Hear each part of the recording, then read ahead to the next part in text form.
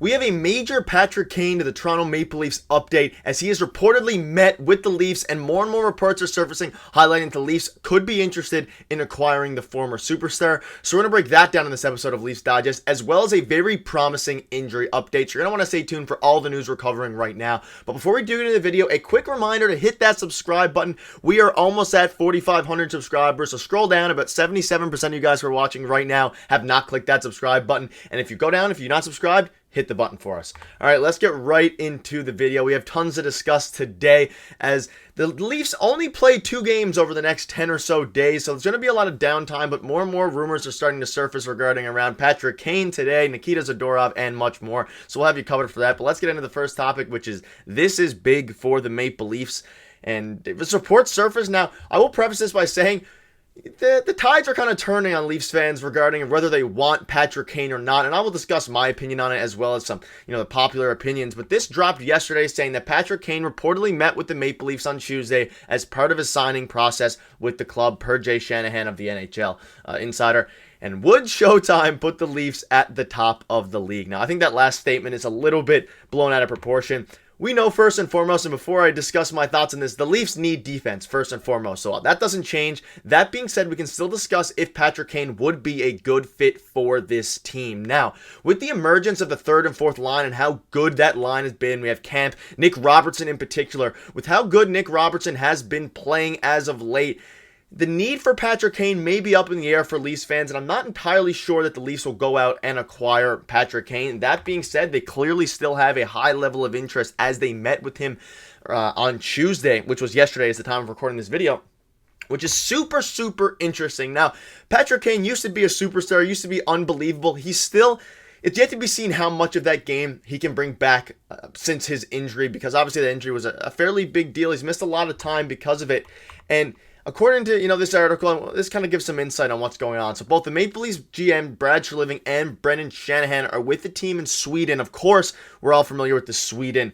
game. That's why there's not many games happening over the next couple weeks. But if Toronto goes down the road of signing the 34-year-old free agent forward, there'd likely be need to be a cap restructure, and given the situation, plus the potential one involving the Maple Leafs and Flames, money would need to go out for each to work. So it's not as simple as simply signing Patrick Kane. Money would need to work if the Leafs, and reports are surfacing that they are going to hopefully be at least looking in depth at making a trade for Nikita Zadorov and possibly Chris Tanev as well. The money needs to work here, and if they're not going to stop upgrading their defensive, their blue line because of a Patrick Kane trade and because of all that salary restructure. Their focus primarily is on defense, and they're not going to go out of their way to go for Patrick Kane if that will compromise what they can do with the blue line. That being said, it does become very, very interesting when you're looking at, what Patrick Kane could bring to this team. He is 34 years old. However, he's still, assuming he brings back even 80% of what he used to be, he's a very, very good playmaker, a very, very good goal scorer. He could help, players like Marner and Matthews, even if, depending where they play him, whether it's the first line, second line, third line, fourth line, it will either provide some well-needed depth down there, although the depth has been good as of late with, we have Noah Gregor playing well, Nick Robertson playing well, David Kampf playing well. We have so many players playing well that maybe you don't want to disrupt that if you're the Leafs. That being said, I think bringing in Patrick Kane could be a positive move, albeit slightly less important as of now. And again, the rumors continue to escalate as it says the chances of a potential Patrick Kane signing with the Toronto Maple Leafs may have increased as the future Hall of Famer met with the original 6 club today. And Patrick Kane has been training in Ontario, is beginning the process of meeting with teams. So again, this is just the first step in that process of meeting with teams, and it does not mean that the Leafs are necessarily going to be fully pursuing him. However, it does mean that they have not put their foot on the brake and completely stopped talks regarding Patrick Kane. And we're all familiar with how good Patrick Kane was with the Blackhawks, how good he was. Okay last year. Obviously, he had the major injury that caused his kind of, not downfall per se, but him missing a lot of time, and he does fit. Obviously, defense is his big issue, but Marner's one of the top defensive wings in the leagues. Matthews' defense has stepped up a little bit, and I've discussed this in the past. Sliding him on that line could be an interesting thing, or sliding him lower down on the line. But again, with the emergence of Matthew Nyes, David Kampf playing well, Max Domi actually playing pretty well as of late as well, the need for Patrick Kane might be reduced as opposed to 2 or 3 weeks ago when I was discussing this, when that line wasn't playing very well. The Nyes, the Kemp, the Domi line, Nick Robertson wasn't even on the team way back when I was discussing this originally. it becomes more of an interesting question. Again, Nick Robertson has been phenomenal. So whether it's, I want you to leave in the comment section, do you think or do you want a Patrick Kane to Toronto Maple Leafs signing, given with how good Nick Robertson's performed, how good the lines have started to even out as of late? Do you think it would be unnecessary, or do you think, there's no harm in adding a guy who's a perennial goal scorer, a very, very good goal scorer, and a very, very solid playmaker? And like I said, we've discussed this. I discussed this a couple of weeks ago before Nick Robertson was on the team, I believe, and at least he wasn't performing well when I made that video.